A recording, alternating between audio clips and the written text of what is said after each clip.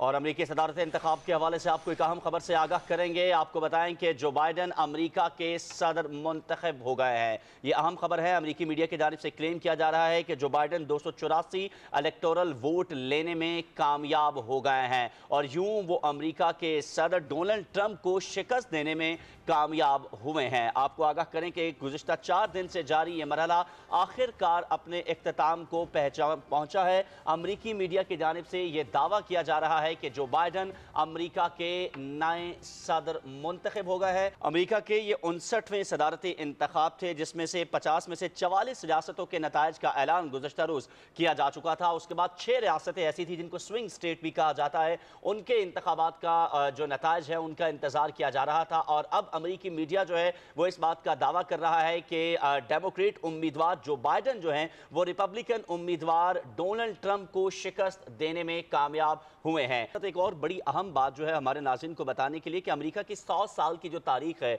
वो रिवर्स हुई है इस मरतबा अमेरिका के सदारती इंतखाबात के अंदर। और पहली मरतबा ये देखने में आ रहा है कि इतनी बड़ी तादाद में जो है वो टर्न आउट नजर आ रहा है और पहली मरतबा किसी भी अमेरिका के मुंतखब होने वाले सदर ने 70 मिलियन से ज्यादा वोट जो है वो हासिल करने में कामयाब रहे हैं। हसन तारिक भट्ट बताइएगा, अमेरिकी मीडिया क्लेम कर रहा है कि जो बाइडन जो है वो 284 वोट लेकर सदर मुंतखब हो गए हैं, कैसी गहमा गहमी है, क्या कहना है डोनाल्ड ट्रंप और उनके हामियों का इस हवाले से?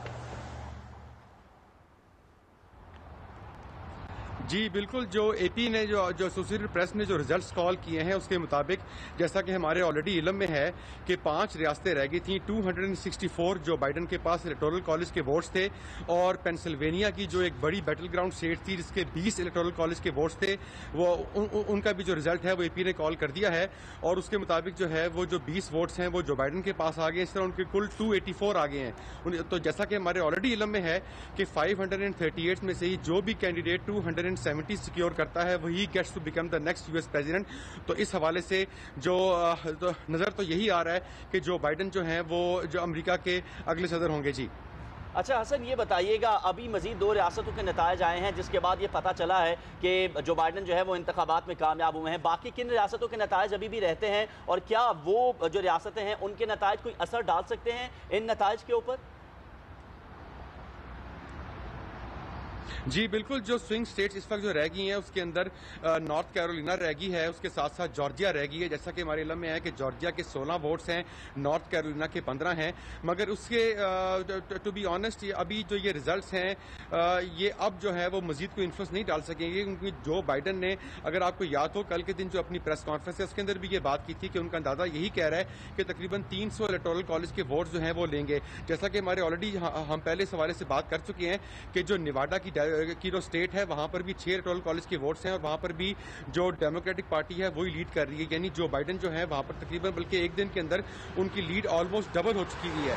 तकरीबन 20 से 22 हजार वोट्स का जो है वहां पर उनका लीड चल रहा है। तो मोस्ट प्रॉब्ली चांसेस ये हैं कि वहां से भी जो बाइडन को ही जो है वो वोट मिलेगा। And if that is the case तो 284 + 6 तो अब आप देख लें कि 290 तो सिर्फ ये हो गए। इसके साथ साथ जॉर्जिया के अंदर भी जो एक दिन पहले तक जो है 2 दिन पहले तक सॉरी जो वहां पर जो लीड है वो रिपब्लिकन पार्टी की चल रही थी, मगर वो आहिस्ता आहिस्ता जैसे मेल इन के वोट आने शुरू हुए तो जो लीड का जो टिल्ट है सारे का सारा वो डेमोक्रेटिक साइड के ऊपर चला गया और इम्कानात यही नजर आ रहे हैं कि जॉर्जिया से भी जो है वो जो है जो बाइडन ही जीतेंगे। और जॉर्जिया के अगर हम 16 वोट ऐड करें तो ये 300+ तो है तक जो है वो ये टोटल वोट चले जाएंगी। जी अच्छा हसन, बताइएगा, रिपब्लिकन काफ़ी एग्रेसिव हैं नताइज को लेकर। खुद डोनाल्ड ट्रंप भी ये ऐलान कर चुके हैं कि हम इंतखाबी नताइज से मुतमईन नहीं है, सुप्रीम कोर्ट जाया जाएगा। अब जाहिर है सिचुएशन जो है काफ़ी हद तक क्लियर हो गई है, तो रिपब्लिकन का कोई इस पर आया है, बयान सामने आया है या क्या एक्शन दे रहे हैं उसके ऊपर?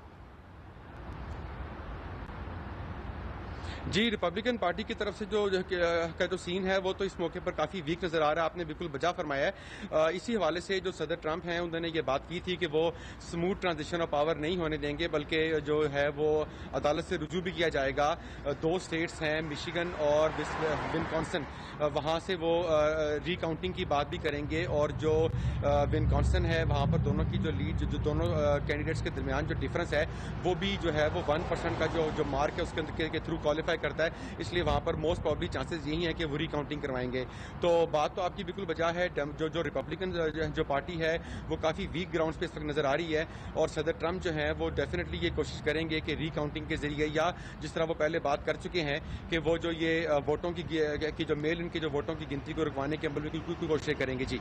अच्छा हसन, इसके साथ साथ ये बताइएगा कि इस वक्त जो अमेरिका के अंदर सूरत हाल है, ज़ाहिर है पूरी दुनिया की नज़रें इसके ऊपर लगी हुई थी। अभी इसके बाद जो अगला मरहला है, जब ये इलेक्टोरल कॉलेज जो है ये मुकम्मल हो जाएगा, वोट मुकम्मल हो जाएंगे, उसके बाद वो तमाम इलेक्टोरल कॉलेज अपना जो प्रेसिडेंट है उसको मुंतखब करने के लिए दोबारा से एक वोटिंग का तरीक़ेकार जो है वो अमरीकी आइन के मुताबिक करते हैं।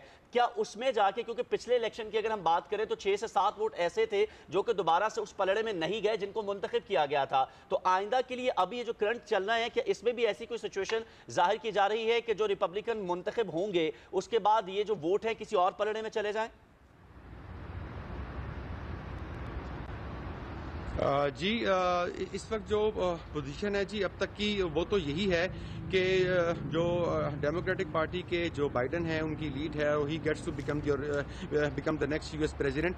डोनाल्ड ट्रंप के जो इम्कानात हैं वो अब बहुत हद तक ब्लीक हो चुके हैं, और नज़र तो नहीं आ रहा कि इस पॉइंट से वो कोई रिकवरी करके कोई दोबारा उनकी कोई पोजीशन में बेहतरी आएगी जी।